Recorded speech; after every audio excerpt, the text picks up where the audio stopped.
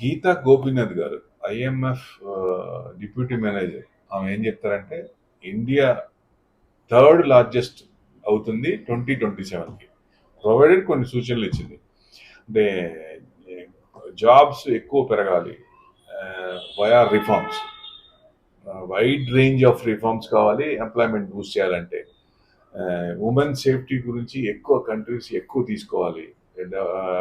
అంటే more women should come in to work force. అంటే ఇదివరకు లా కాకుండా ఇప్పుడు ఎక్కువ మంది వస్తున్నారు కదా, ఇంకా ఎక్కువ మంది వర్క్ ఫోర్స్ లోకి వస్తే సో ఎక్కువ అప్పుడు చర్నింగ్ ఉంటుంది, శాలరీస్ వస్తాయి, ఇన్వెస్ట్మెంట్స్ పెరుగుతారు, పర్చేసింగ్ పెరుగుతాయి. ఇట్లా విషెస్ ఫర్ స్ట్రాంగర్ ఇన్స్టిట్యూషన్స్, ఎక్కువ ఎక్కువ మంచి కంపెనీలు రావాలి, ఎక్కువ జాబ్స్ రావాలి. అంటే ఇంక్లూడింగ్ ఎఫిషియెంట్ జుడిషియరీ కూడా కావాలి అని చెప్తున్నారు.